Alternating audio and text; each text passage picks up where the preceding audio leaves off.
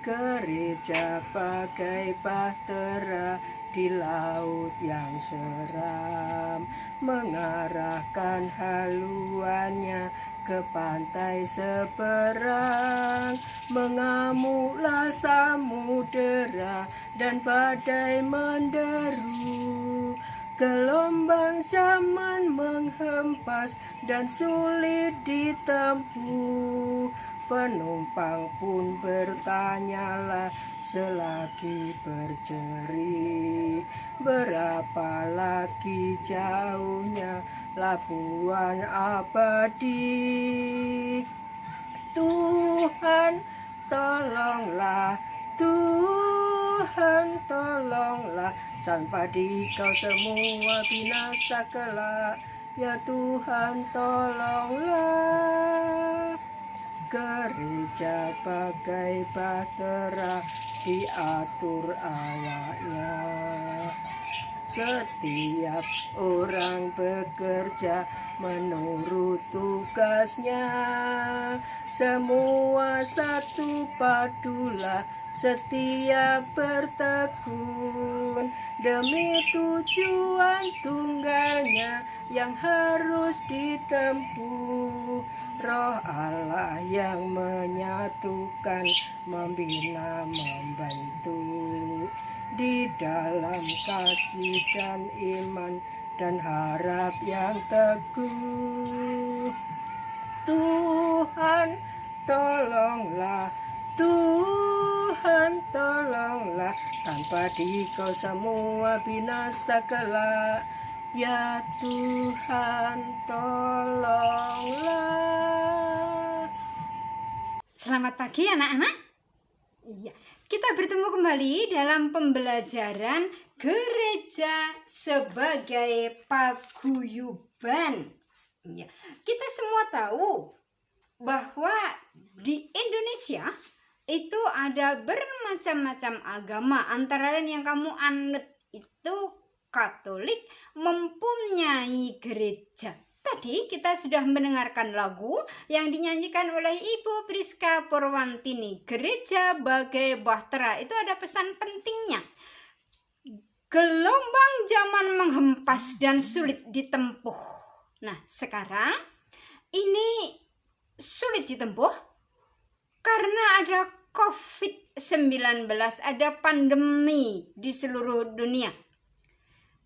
Semua satu padulah setia bertekun demi tujuan tunggalnya yang harus ditempuh. Itu pesannya dalam lagu tadi, supaya bersatu padu, jangan tercerai-berai, supaya bertekun, jangan putus asa. Terus, Roh Allah menyatukan.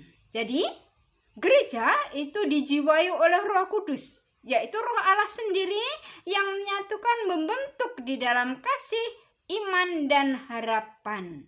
Untuk itu, kita minta Tuhan tolonglah, sebab tanpa Tuhan semuanya akan binasa. Itu pesan dari lagu tadi. Baik, sekarang kita akan buka dengan lagu pembuka yang tadi udah dinyanyikan, dengan doa pembuka.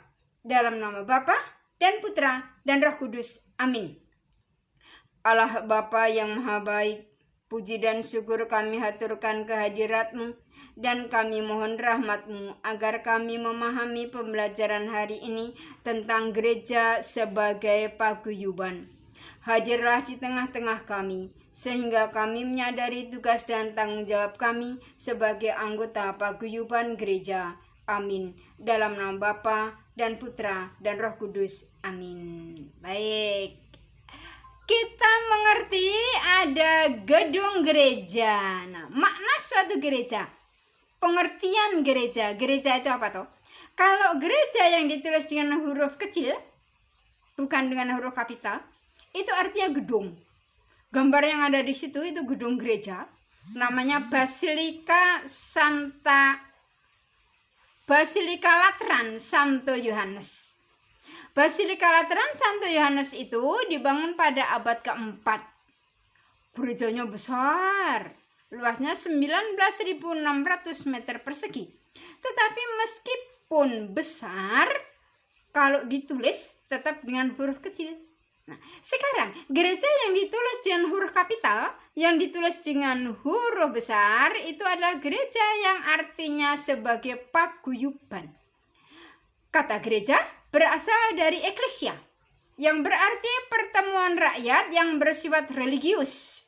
Dalam Katekismus Gereja Katolik, artikel 752 disebutkan bahwa gereja adalah persekutuan umat beriman di seluruh dunia yang terdiri atas jemaat-jemaat setempat dan menjadi nyata sebagai pertemuan liturgis, terutama sebagai pertemuan ekaristi. Nah, sekarang gereja itu ada kelompok-kelompoknya. Kelompok legio, kelompok persekutuan doa, dan di sini ada kelompok OMK, Orang Muda Katolik. Apa tuh itu OMK? Gambarnya di situ itu kelompok orang-orang muda yang sedang bergandengan tangan itu. OMK itu kegiatan sosial yang menyenangkan.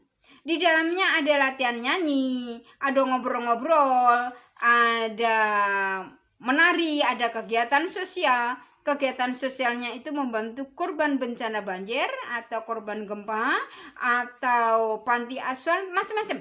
Nah, gereja Katolik itu menolong siapa saja, tidak pandang bulu, tidak pandang suku, agama, ras ataupun kelompok tertentu. Itu mengikuti jejak-jejak para rasul dalam kehidupan jemaat perdana yang dikisahkan dalam Kisah Para Rasul bab 2 ayat 41 sampai dengan 47.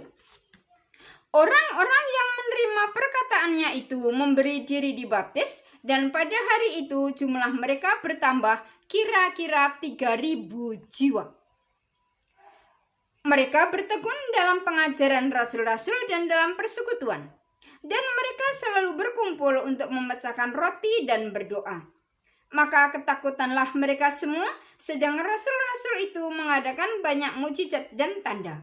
Dan semua orang yang telah menjadi percaya tetap bersatu, dan segala kepunyaan mereka adalah kepunyaan mereka. Dan selalu ada dari mereka yang menjual harta miliknya, lalu membagi-bagikannya kepada semua orang sesuai dengan keperluan masing-masing. Dengan bertekun dan dengan sehati, mereka berkumpul tiap-tiap hari dalam bait Allah. Mereka memecahkan roti di rumah masing-masing secara bergilir dan makan bersama-sama dengan gembira dan dengan tulus hati sambil memuji Allah. Dan mereka disukai semua orang. Ini hadiahnya dari Tuhan yang terakhir. Dan tiap-tiap hari Tuhan menambah jumlah mereka dengan orang yang diselamatkan. Itu anak-anak, ciri-cirinya Ibu tulis di situ. Ciri-ciri kehidupan jemaat perdana yang tadi Ibu bacakan secara lengkap. Secara ringkasnya ada di PowerPoint itu. Nah, itu namanya persekutuan. Suatu persekutuan atau komunium itu mempunyai syarat-syarat tertentu. Di tempat tinggalmu ada banyak kelompok atau perkumpulan, tetapi tidak semuanya bisa disebut sebagai persekutuan. Gambar di situ, gambar kesebelasan sepak bola. Itu bukan komunium, bukan persekutuan. Kelompok orang di pasar yang ramai, bukan persekutuan. Nah, persyaratan suatu kelompok disebut persekutuan itu yang pertama-tama komunikasi dan interaksi berlangsung terus-menerus, saling memperhatikan, saling memiliki, saling melayani, saling mendukung, saling menasihati, saling memberi, saling mengasihi, saling mengingatkan, dan mengembangkan, berusaha bersama-sama agar persekutuan tersebut berlangsung terus-menerus. Begitu anak-anak? Nah, sekarang tugasmu. Tugasmu itu kamu membuat masa depan agar kelak kamu bisa menjadi anggota gereja yang militan. Gambar di situ adalah gambar Bapak Uskup Indonesia itu datang ke istana bersama dengan Bapak Presiden Jokowi. Jadi sekarang rencanamu untuk masa depan, sekarang kamu SMP. Setelah lulus SMP nanti kamu mau sekolah di mana? Kamu tulis di situ. SLTA-nya itu kamu milih SLTA apa? Terus setelah lulus SLTA, kamu ingin masuk kuliah atau ingin bekerja? Kalau ingin kuliah ya ditulis di situ ingin masuk jurusan apa. Kalau ingin kerja sebagai apa. Setelah lulus kuliah, kamu mau bekerja sebagai apa? Atau kamu mau memenuhi tugas panggilan sebagai apa? Kalau mau berkeluarga sebagai ibu rumah tangga atau sebagai ayah rumah tangga. Kalau mau jadi romo atau jadi bruder atau jadi suster begitu. Nah, baik. Sekarang kita akan lihat kalau kamu jadi bruder atau jadi suster itu menjadi anggota gereja. Anggota gereja itu ada 3, kaum klerus atau kaum tertahbis yang tadi gambarnya Bapak Uskup itu disebut episkopat atau uskup. Romo-romo atau imam itu nama lainnya presbiterat. Terus diakonat atau diakon. Jadi sebelum ditahbiskan sebagai romo, sebagai imam, terlebih dahulu ditahbiskan sebagai diakon. Diakon itu tidak menikah sebab dia calon romo. Awas, anak-anak jangan salah mengerti. Diakon tidak sama dengan prodiakon. Prodiakon itu yang membantu romo membagikan komuni suci waktu misa kudus itu prodiakon itu dia menikah. Prodiakon itu bisa perempuan. Tetapi kalau diakon itu harus laki-laki dan tidak menikah. Diakon masuk dalam kaum klerus. Diakon tidak sama dengan prodiakon. Begitu anak-anak? Ya, berikut nomor 2 kaum hidup bakti. Tadi kalau rencanamu itu tadi mau jadi romo atau jadi suster, kaum hidup bakti di sini ada beberapa tarekat. Tarekat itu nama lain dari kongregasi ya. Kalau kamu perempuan, masuk kongregasi suster-suster. Macam-macam kongregasi ada ratusan. Yang ibu tulis di situ ada CB, Ursulin, Fransiskan, Putri Karmel dan macam-macam. Pilihlah sesuai dengan kepribadianmu. Begitu pula dengan kongregasi imam-imam. Ada romo-romo SY, SVD, SCY, MSC, CSSR, SDB, MSF dan macam-macam. Kalau kamu laki-laki yang bukan romo itu bruder. Bruder itu biarawan tetapi tidak memimpin misa seperti romo. Kongregasi bruder itu ada Budi Mulia, ada FIC, ada CSA, dan macam-macam. Nah, sekarang yang terakhir kita semua, kaum awam.